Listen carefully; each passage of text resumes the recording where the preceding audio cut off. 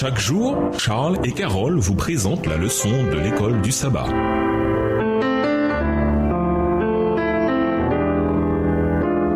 Bienvenue dans notre émission Dieu nous parle. Nous voilà la leçon de dimanche, se réjouir dans le Seigneur. Lisons Philippiens 3, les versets 1 à 3. Quels points positifs et négatifs Paul énumère-t-il ici? Et quel est le lien entre eux? Comment décrit-il les croyants? Philippiens 3, les versets 1 à 3. Au reste, mes frères, réjouissez-vous dans le Seigneur. Je ne me lasse point de vous écrire les mêmes choses, et pour vous, cela est salutaire. Prenez garde aux chiens, prenez garde aux mauvais ouvriers, prenez garde aux faux circoncis. Car les circoncis, c'est nous qui rendons à Dieu notre culte par l'Esprit de Dieu, qui nous glorifions en Jésus-Christ et qui ne mettons point notre confiance en la chair. Paul commence sur une note très positive et on a presque l'impression qu'il est en train de conclure sa lettre. Mais il n'a pas encore terminé. Il revient à l'un des principaux thèmes de cette épître, se réjouir dans le Seigneur. Et il donne un certain nombre de raisons à cela. Par-dessus tout, nous devons placer notre confiance en Christ et non en nous-mêmes. Nous nous réjouissons en Jésus-Christ et nous ne mettons pas notre confiance dans la chair. Philippiens 3, verset 3. Qui parmi nous n'a jamais appris à ses dépens d'une manière ou d'une autre à ne pas mettre sa confiance dans la chair? L'avertissement fort, prenez garde, à 3 reprises, ne se trouve nulle part ailleurs dans les Écritures. Apparemment, les Philippiens connaissaient parfaitement de quelles menaces Paul parlait. La mise en garde, au lieu d'être 3 problèmes distincts, semble faire référence à un groupe de faux enseignants décrits de 3 manières différentes. En Israël, les personnes irreligieuses ou méchantes étaient parfois qualifiées de chiens. Philippiens 3, verset 2, à comparer avec Somme 22, verset 16, Ésaïe 56, verset 10, Matthieu 7, verset 6, 2 Pierre 2, verset 21 et 22. On pouvait aussi décrire à juste titre les faux enseignants comme des mauvais ouvriers. La référence aux partisans de la mutilation, Philippiens 3, verset 2, ou à ceux qui poussent à mutiler votre corps, version Semeur, montre qu'en Galatie et dans d'autres lieux, ils cherchaient à imposer la circoncision aux croyants non juifs, contrairement à la décision de l'Assemblée des apôtres, voir Actes chapitre 15. Il semble y avoir une solution aux défis spirituels, y compris la propagation de faux enseignements. Réjouissez-vous dans le Seigneur. Philippiens 3, le verset 1, comparé avec Philippiens 4, le verset 4. Tous nos sujets de réjouissance nous apportent la joie, comme en français, les deux mots sont de la même famille en grec. Dieu veut que nous soyons joyeux et sa parole est comme un mode d'emploi pour le véritable bonheur et la joie durable. Cela inclut de recevoir la miséricorde de Dieu, Somme 31, verset 7, de mettre notre confiance en lui, Somme 5, verset 11, de recevoir les bénédictions du salut, Somme 9, verset 14, d'adopter la loi comme mode de vie, Somme 19, verset 14, y compris le sabbat, Ésaïe 58, verset 13 et 14, de croire en sa parole, Somme 119, verset 162, et d'élever des enfants spirituels, Proverbe 23, verset 24 et 25.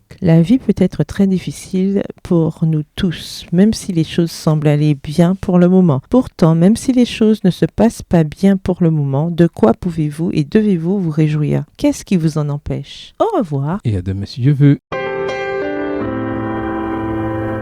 Dieu nous parle. Chaque jour, Charles et Carole vous présentent la leçon de l'école du sabbat.